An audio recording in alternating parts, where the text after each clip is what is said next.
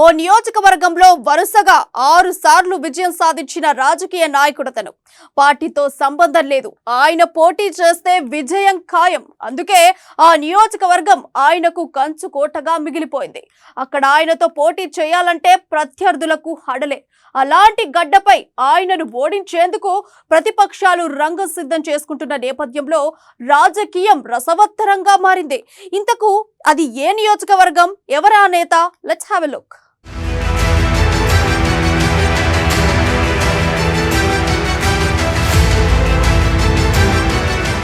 బాన్సువాడ పోచారం శ్రీనివాస్ రెడ్డికి కంచుకోట. Telangana assembly speaker Pocharam Srinivas Reddy ప్రాతినిధ్యం వహిస్తున్న నియోజకవర్గం బాన్సువాడ. వరుసగా 6 సార్లు విజయం సాధించి వచ్చే ఎన్నికల్లో తమ అదృష్టాన్ని మరోసారి పరీక్షించుకునేందుకు రెడీ అవుతున్నారు. ఇక మరోవైపు పోచారం కోటను బద్దలు కొట్టడానికి ప్రతిపక్షాలు కసరత్తు మొదలుపెట్టి సమరానికి సై అంటున్నాయి. వచ్చే ఎన్నికల్లో బాన్సువాడ నుండి గెలిచి నిలుస్తామని ధీమా వ్యక్తం చేస్తున్నారు. మరి రానున్న ఎన్నికల్లో బాన్సువాడ ప్రజలు ఏ పార్టీకి పట్టం కడతారు? మళ్లీ పోచారంకు సై అంటారా, లేక మార్పు కోరుకుంటారా అనేది ఆసక్తికరంగా మారింది. ఇప్పుడు మనం బాన్సువాడ నియోజకవర్గంలో ఉన్నాము. బాన్సువాడ గడ్డ పోచారం అడ్డగా మారిపోయింది. తెలంగాణ రాకముందు వచ్చిన తర్వాత కూడా ఇక్కడ పోచారం శ్రీనివాస్ రెడ్డి ఎమ్మెల్యేగా గెలుపొందారు. అయితే మరోసారి ఎన్నికలు జరగబోతున్నాయి. అయితే రానున్న ఎన్నికల్లో ఇక్కడున్న ప్రజలు ఏ పార్టీకి పట్టం కడతారు? మళ్ళీ పోచారం శ్రీనివాస్ రెడ్డిని గద్దెనెక్కిస్తారా, లేక ప్రతిపక్ష నాయకుల్ని అసెంబ్లీకి పంపిస్తారా? ఏ పార్టీ బలం ఎంత, అధికార పార్టీ బలం ఎంత, బలహీనత ఏంటి, ప్రతిపక్ష నాయకులు ఇంతవరకు ప్రజలు ఆదరిస్తారు? తెలుసుకోవాలంటే వాచ్ దిస్ స్టోరీ.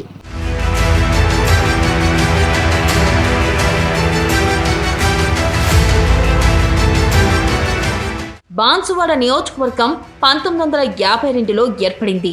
ఈ నియోజకవర్గంలో బాన్సువాడ, బీర్కూర్, నసరుల్లాబాద్, బర్ని, కోటగిరి, రుద్రూరు, చందూరు, మెస్రా మండలాలు ఉన్నాయి. మొత్తం ఇక్కడ 182,489 మంది ఓటర్లు ఉన్నారు. ఇందులో పురుషులు 87,541 మంది కాగా మహిళా ఓటర్లు 94,941 మంది ఉన్నారు.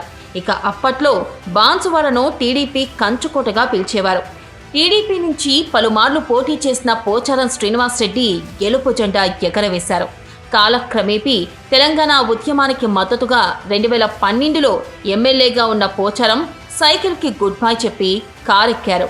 ఇక అప్పటి నుంచి కారు జోరుకు బ్రేకులు లేకుండా పోయింది. రాష్ట్రంలో కాంగ్రెస్, టీడీపీ ప్రభుత్వాల హయాంలో మంత్రిగా పనిచేసిన అనుభవం పోచారం సొంతం. ఇక తెలంగాణ ఏర్పడిన తర్వాత 2014లో కేసీఆర్ తొలి క్యాబినెట్లో కీలకమైన వ్యవసాయ శాఖ మంత్రిగా పనిచేశారు. ఆ తరువాత 2018లో మరోసారి కేసీఆర్ ప్రభుత్వం అధికారంలోకి వచ్చిన తర్వాత స్పీకర్ పాత్రలోనూ పోచారం తనదైన ముద్ర వేస్తూ వస్తున్నారు. జిల్లాలో విలక్షణ నేతగా ఉన్న పోచారం శ్రీనివాస్ రెడ్డికి ప్రత్యేక గుర్తింపు ఉంది. 2018లో జరిగిన అసెంబ్లీ ఎన్నికల్లో 53% ఓట్లు సాధించి 18,845 ఓట్ల మెజార్టీతో కాంగ్రెస్ అభ్యర్థిపై గెలుపొందారు.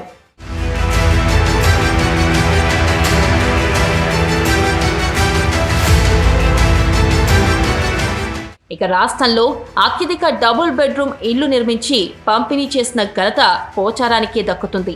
నియోజకవర్గంలో తిరుగులేని నేతగా ఎదిగిన పోచారం వయోభారంతో వచ్చే ఎన్నికల్లో పోటీ నుంచి తప్పుకోవాలని భావించారు.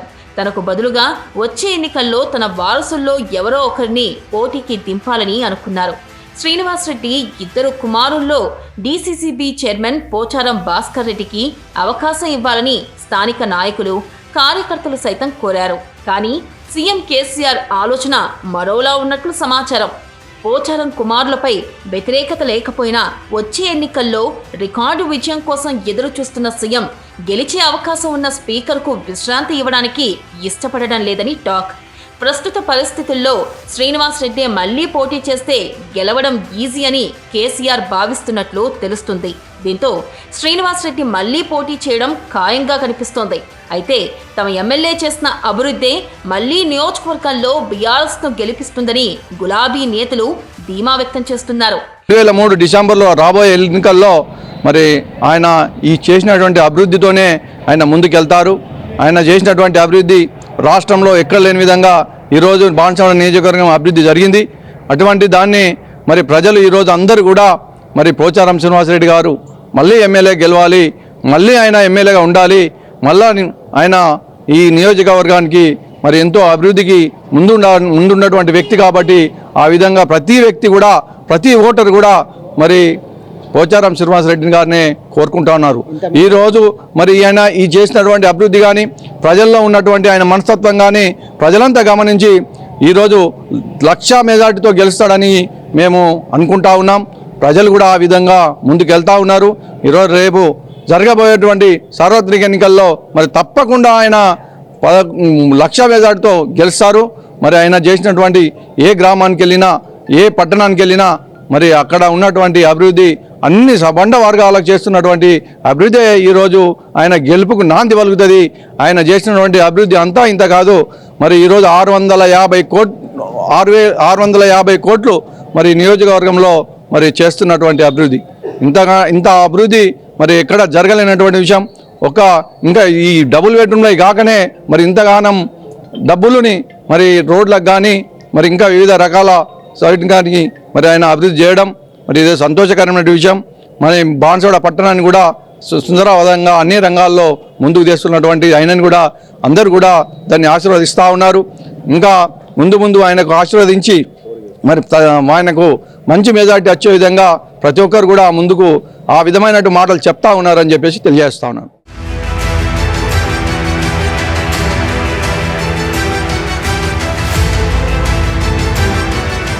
ఇక కాంగ్రెస్ విషయానికి వస్తే గతంలో కాంగ్రెస్ నుంచి పోటీ చేసిన కాసుల బాలరాజు 2 సార్లు ఓడిపోయారు. పీఆర్పీ నుంచి కూడా బరిలోకి దిగాడు. అయితే బాన్సువాడలో గెలుపు సాధ్యం కాలేదు. రానున్న ఎన్నికల్లోనూ మరోసారి కాంగ్రెస్ తరపున పోటీ చేసేందుకు కాసుల బాలరాజు రెడీ అవుతున్నట్లు సమాచారం. అయితే బాలరాజుకు చందు జెడ్పీటీసీ అంబర్ సింగ్ నుండి గట్టి పోటీ ఉంది. కాంగ్రెస్ రాష్ట్ర నేత ఎల్లారెడ్డి నుంచి టికెట్ ఆశిస్తున్న మదన్ మోహన్ రావు సైతం సమీకరణలో కుదరకపోతే బాన్సువాడ బరిలో దిగేందుకు రంగం సిద్ధం చేసుకుంటున్నట్లు ప్రచారం జరుగుతుంది. ఇక మదన్ మోహన్ బరిలో దిగితే ఈసారి గట్టి పోటీ తప్పకపోవచ్చునని రాజకీయ విశ్లేషకులు అంచనా వేస్తున్నారు. కాంగ్రెస్ హయాంలో ఇందిరమ్మ ఇల్లు నిర్మించి ఇచ్చిన ఘనత తమ ప్రభుత్వానిదేనని, ప్రత్యేక తెలంగాణ ఇచ్చింది కూడా కాంగ్రెస్ ప్రభుత్వమేనని చెబుతూ ప్రజల్లో సెంటిమెంట్తో గెలుస్తామనే ధీమాలో కాంగ్రెస్ నేతలు ఉన్నారు.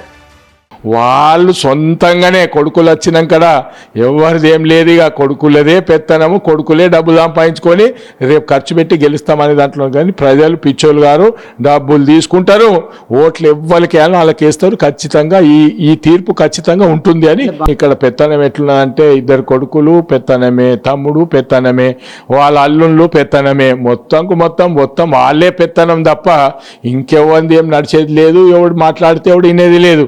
ఏ ఆఫీసర్ కూడా ఎవరైనా కార్యకర్త పోతే వాడు వినే పరిస్థితి లేదు. వాళ్ళు చెప్పాలైతే వీళ్ళు వినాలా. ఇప్పుడు వాళ్ళలో కూడా వాళ్ళ కార్యకర్తలు ఇంత ఎట్లున్నదంటే పరిస్థితి చూస్తున్నారు, టైం కోసం చూస్తున్నారు. ఎందుకంటే ఇప్పుడు ఇన్ని రోజులు వేరే, ఇప్పుడు వేరే. మొత్తం కార్యకర్తలు అంతా డమ్మిగా ఉన్నారు. ఓన్ది పెత్తనం లేదు, అసలు ఓళ్ళది ఏం లేదు. ఓ జెడ్పీటీసీకి విలువ లేదు, ఒక ఎంపీపీకి విలువ లేదు. ఏడ చూసినా వాళ్ళు మొత్తం నిరాశతోటే ఉన్నారు. ఇప్పటికే 2 సార్లు నాకు టికెట్ ఇచ్చింది. ఒకసారి 21,000 ఓడిపోయినాం, మొన్న 18,000 ఓడిపోయినాం. ఈసారి గాలి ఎట్లుందంటే కాంగ్రెస్ పార్టీ వైపు కర్ణాటకలో ఎట్లయితే బంపర్ మెజార్టీతో ప్రతి ఒక్క వ్యక్తి వాళ్ళు ఎన్ని కోట్లు ఖర్చు పెట్టినా ఏం చేసినా డబ్బులు తిని కాంగ్రెస్ పార్టీకి ఓటేసే అటువంటి పరిస్థితులు ఖచ్చితంగా ప్రజలే చెప్తున్నారు. ఈసారి మాత్రం మీ కాంగ్రెస్ పార్టీకే గెలిపిస్తాం. సపోజ్ నాకు టికెట్ ఇస్తే నేను కాంటాక్ట్ చేస్తా.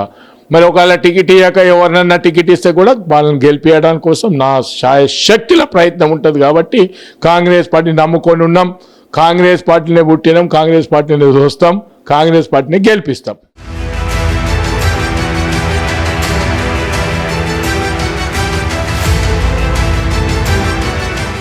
ఇక బీజేపీ విషయానికి వస్తే ఆ పార్టీ నుంచి పోటీ చేసేందుకు కొందరు ఆశావహులు ప్రయత్నిస్తున్నట్లు వినికిడే. అందులో ముఖ్యంగా మల్యాద్రి రెడ్డి పేరు ప్రస్తుతం ప్రచారంలో ఉండగా ఓ ఎన్ఆర్ఐ కూడా తీవ్ర ప్రయత్నాలు చేస్తున్నట్లు తెలుస్తుంది. ఆ అజ్ఞాత ఎన్ఆర్ఐ ఎవరన్నది ప్రస్తుతానికి సస్పెన్స్ గానే ఉంది. ఇక అంతా బాగానే ఉండగా ప్రస్తుతం బీజేపీలో 2 వర్గాలు ఉండడం, ఆ 2 వర్గాల మధ్య తారాస్థాయిలో విభేదాలు నెలకొనడంతో కమల దళానికి ఇబ్బందిగా మారుతుంది.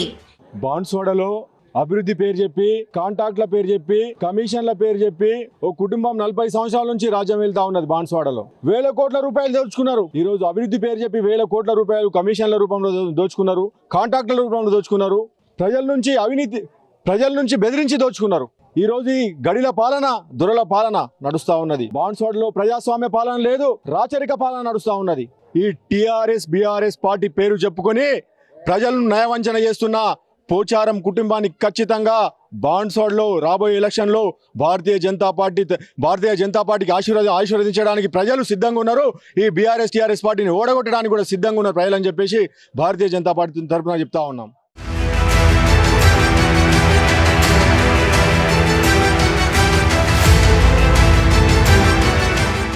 ఏదేమైనా బాన్సువాడలో ఫైట్ టఫ్గా ఉండబోతుంది. తమ కంచుకోటలో మళ్లీ తమ జెండా ఎగరవేయాలని స్పీకర్ పోచారం పోటీకి సిద్ధమయ్యారు. ఈ ఎన్నికలే తనకు చివరి ఎన్నికలని, రానున్న ఎన్నికల్లో మళ్లీ పోటీ చేయనంటూ ప్రచారంలోకి దిగిపోయారు.